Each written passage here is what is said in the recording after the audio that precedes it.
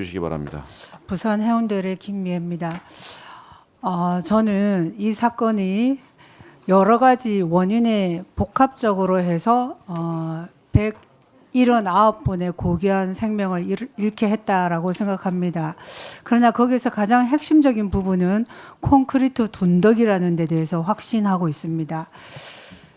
그리고 여러 의원님들 질의를 종합해보면 콘크리트 둔덕이 장애물임은 틀림없는 사실이다라고 저는 판단하는데, 여기에 이견 있는, 여기 나와 계신 증인 중에 이견 있는 분 계십니까?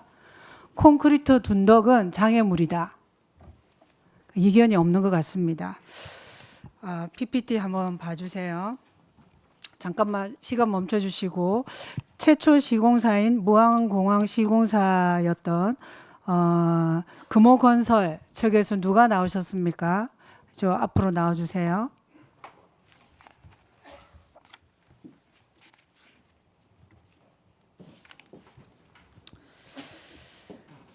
금호건설은 이 로컬라이저 아래에 콘크리트 둔덕이 있죠. 그렇습니다. 이에 대해서 이게 장애물로 생각합니까? 생각하죠. 아까 이견이 네. 있는 분 네, 말씀하지 장애물인 안 것 하시죠. 그럼 장애물입니다. 그러면은 이걸 보세요. 우리 의원실에 금호건설이 제출한 자료를 보면은 2004년 10월 2일자에 비행장 시설 설치 기준을 본인 회사는 잘못이 없다는 근거로 제시했습니다. 비행장 설치에 있어서 가장 중요한 원칙이 뭡니까?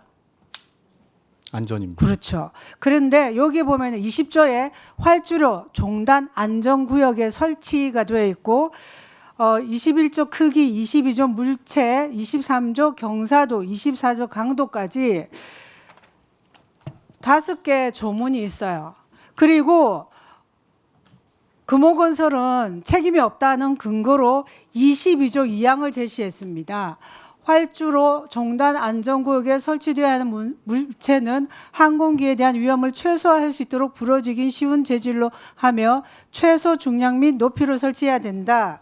그리고 25조 7항에도 같은 취지의 규정입니다. 그러면서 부칙을 근거로 제시했습니다. 부칙에 보면은 말씀드린 22조 2항 및 25조 7항은 2016년 1월 1일부터 시행하는데, 우리는 2007년에 2009년에 개항할 때 그대로 허가를 받고 인도했기 때문에 책임이 없다는 게 입장인데 맞습니까? 아니, 거기에 대해서 책임이 없다는 입장 아닙니까? 그럼 제가 확인해 보겠습니다. 여기 계시는 분들 다 한번 집중해 주세요. 22조 1항과 25조 6항을 좀 보세요.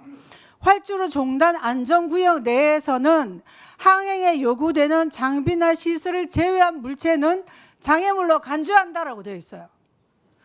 콘크리트 둔덕은 제가 볼 때 장애물인 거예요. 아니에요? 장애물인 거예요. 그런데 해석을 아전인수식으로 하는 거예요. 물론 증인뿐만 아니라 한국공항공사나 당시에 국토부도 이런 인식이 없었던 것 같습니다. 그러니까 이것이 그대로 이어져 가지고 이러한 참혹한 사고에 이르는 거죠. 이곳은 장애물로 간주해요. 간주하고 가능한 한 제거해야 하는 겁니다. 그리고 최초에 공항을 시공할 때는 이것이 핵심이에요. 만약에 사고에 대비해서 왜 이런 기준을 만들었을까? 왜 이런 기준을 만들었어요? 이것뿐만 아니라 또 한국공항공사가 공항안전운영 기준을 만들었어요. 한국공항공사 나와주신 분 계시죠? 맞죠? 이거를 개항 전에 기준에 부합한지 안 한지 점검을 했죠? 네. 그런데 이게 장애물로 왜 간주를 안 했어요? 이게 장애물이죠. 해외에 공항을 이렇게 설치한 사례가 있습니까? 있다면 특정해서 어느 공항을 그렇게 했다고 말씀해 보세요.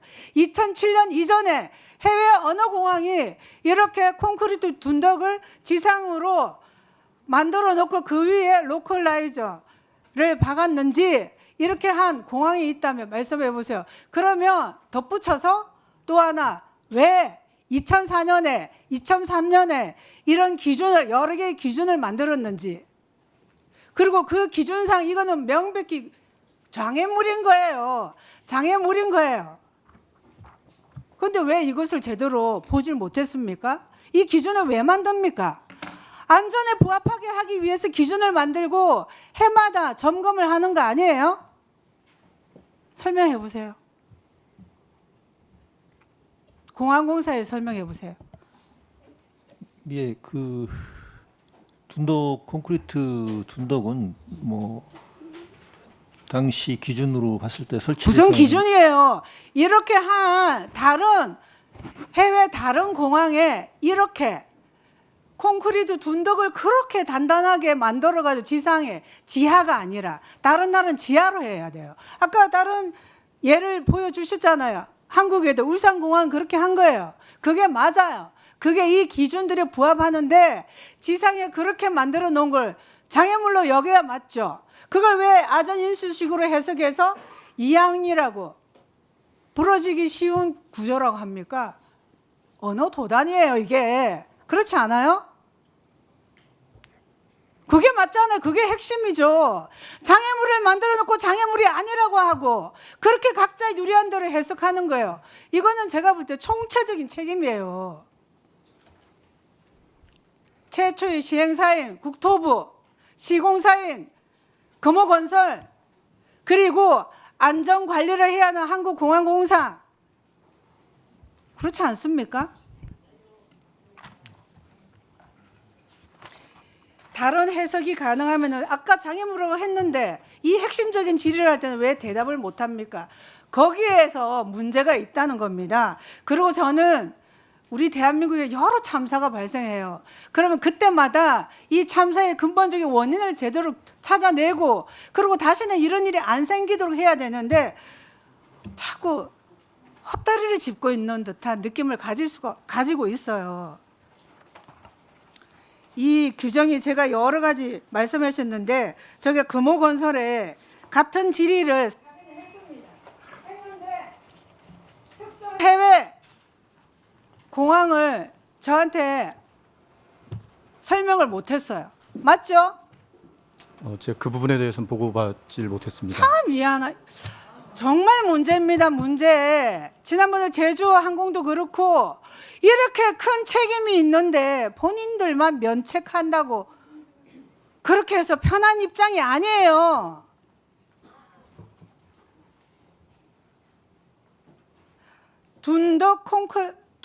콘크리트 둔덕은 설계 단계에서도 시공 단계에서도 인수 운영 단계에서도 다시 2020년 개량할 때도 수차례 그걸 확인해야죠. 그 기준을 확인해야죠. 누구 하나 이 기준이 안전에 부합한지를 제대로 본 사람이 없어요.